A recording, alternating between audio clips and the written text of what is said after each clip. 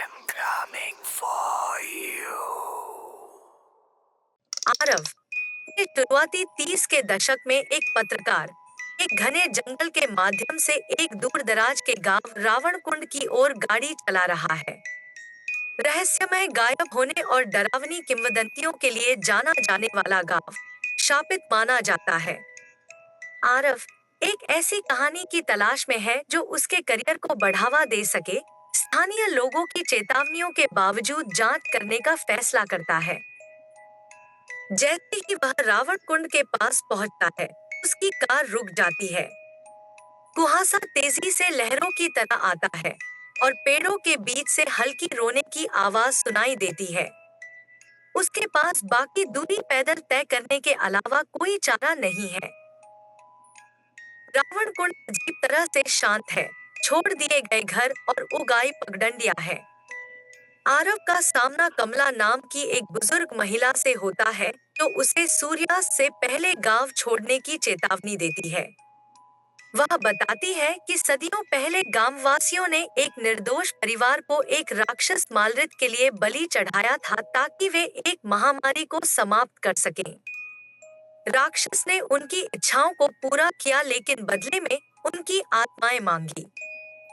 अब हर रात राक्षस किसी को भी लेने के लिए उठता है जो गांव में कदम रखता है।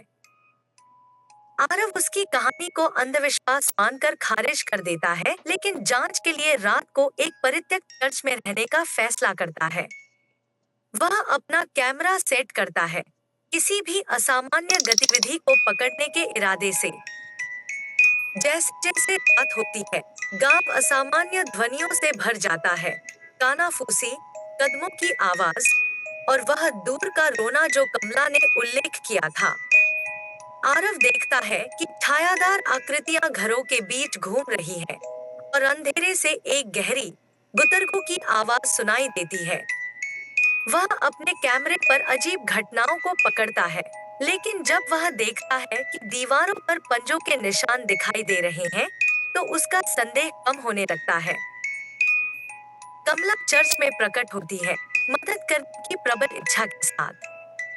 वह बताती है कि सांप को तोड़ने का एक तरीका है, गांव के कुएं में छिपी एक अवशेष के साथ एक अनुष्ठान। अवशेष, जो राक्षस की आत्मा का एक टुकड़ा है, को सूरज उगने से पहले नष्ट करना होगा। हालांकि इसे प्राप्त करना मालरित के क्रोध को आकर्षित करेगा। आरव और कमला कुएं की ओर दौड़ते हैं, नमक, मोमबत्तियां और एक पवित्र खंजर लेकर। जैसे ही वे कुएं में उतरते हैं, रोने की आवाज तेज होती जाती है और मालरित प्रकट होना शुरू हो जाता है। ज्वलंत आंखों और तीखे पंजों वाला एक विशाल, भयानक आकृति। राक्षस उन्हें ताना देता है, उनके संकल्प को कमजोर करने के लिए मतिभ्रम पैदा करता है। कुएं में उन्हें अवशेष मिलते हैं, जो एक असामान्य प्रकाश से चमक रहा होता है। जैसे ही आरव इसे प्राप्त करता है, मालरित हमला करता है, जिससे जमीन हिलने लगती है और कुआं टूटने लगता है। कमला नमक का उपयोग करके एक सुरक्षा घेरा बनाती है, लेकिन यह लंबे समय तक नहीं टिकेगा। समय खत्म होने से पहले आरव और कमला अनुष्ठान करते हैं, एक पुरानी क्षीण पुस्तक से मंत्रों का उच्चारण करते हैं। मालरित घेरा तोड़ देता है, आरव को पवित्र खंजर के साथ लड़ने के लिए मजबूर करता है, जबकि कमला अनुष्ठान पूरा करती है। राक्षस आरव पर हावी हो जाता है, लेकिन वह किसी तरह अवशेष को छेदने में कामयाब होता है, जिससे यह टुकड़ों में बिखर जाता है। कुएं से एक चमकदार प्रकाश फूटता है, जो राक्षस को अपनी चपेट में लेता है। मालरित एक भयानक गर्जना करता है, क्योंकि यह राख में बदल जाता है। रोना बंद हो जाता है और गांव फिर से शांत हो जाता है।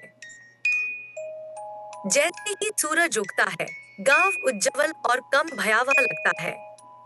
कमला आरव को धन्यवाद देती है, यह बताते हुए कि मालरित द्वारा फंसी हुई आत्माएं अंततः मुक्त हो गई हैं।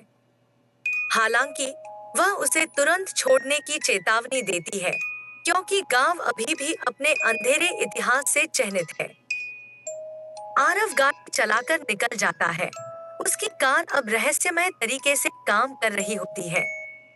वह कैप्चर किए गए फुटेज को देखता है और महसूस करता है कि इसका अधिकांश हिस्सा विकृत है, लेकिन अंतिम फ्रेम में मालरित का चेहरा सीधे कैमरे की ओर घूरता हुआ दिखता है और फिर कट जाता है। Thank you for watching this video.